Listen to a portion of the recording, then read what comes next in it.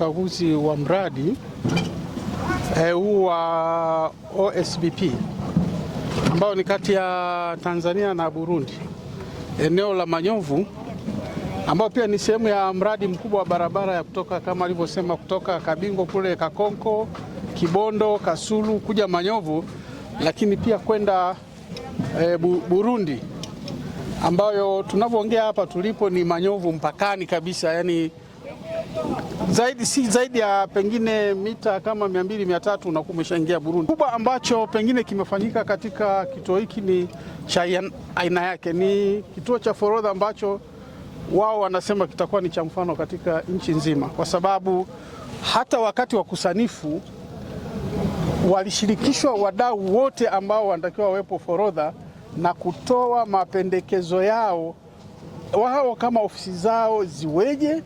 Kwa hiyo wakashirikishwa na ndio maana wakaja na usanifu huu ambao utakuwepo hapa. Kwa hiyo kitakuwa ni kituo cha aina yake kwa nchi nzima, na tunachosema sasa hivi mkandarasi ameshaanza kazi, yuko 10%.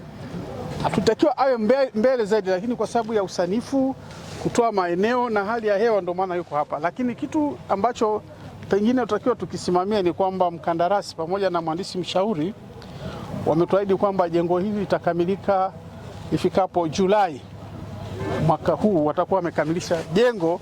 Labda sasa itabaki tu kuweka vifaa vya ndani kama ni lifti, pengine vifaa vya mitandao na vitu kama hivyo, labda ndio vitabaki, lakini kwa maana ya jengo kama jengo Julai watakuwa wamekamilisha. Lakini pia kutakuwa na barabara, yani kama flyover. Kwa hiyo ni eneo ambalo litapendeza sana. Tunajenga kitu kikubwa ambacho leo kinaenda kufaidisha si wana Manyovu tu, ni nchi nzima. Kwa hiyo mimi mwisho nimalizie tu kwa kusema jamani, hii ndo kazi kubwa ambayo Mheshimiwa Dkt. Samia Suluhu Hassan anaifanya.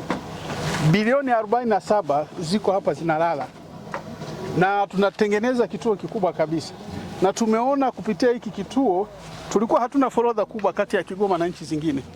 Sasa hiki ndo inakuwa forodha kubwa, lakini cha ajabu ndo inakuwa ya mfano kwa nchi nzima. Mradi huu wa kituo cha forodha cha pamoja hapa Manyovu ni mojawapo ya ahadi za Mheshimiwa Rais, na tunaweza tukaona kiwango kikubwa cha fedha ambazo ameziweka hapa. Kwa hiyo Mheshimiwa Naibu Waziri, tunaomba utufikie salamu zetu kwa Mheshimiwa Daktari Samia Suluhu Hassan, rais wetu, kwamba juhudi anazozifanya, uwekezaji mkubwa kwenye miundombinu anaofanya katika mkoa wetu, sisi tunaupokea kwa mikono miwili.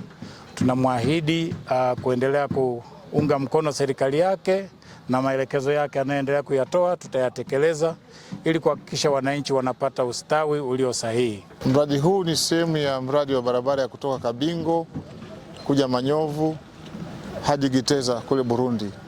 Katika mradi huu ambao unafadhiliwa na Benki ya Maendeleo ya Afrika, ina hizi provision ya kuweka kituo cha pamoja cha mpakani. Kwa upande wa Tanzania tuna hii Manyovu, kuna upande wa Burundi kuna Mgina. Mheshimiwa Naibu Waziri, mradi huu umeanza Julai 2025 na unatarajiwa kukamilika Julai mwaka huu.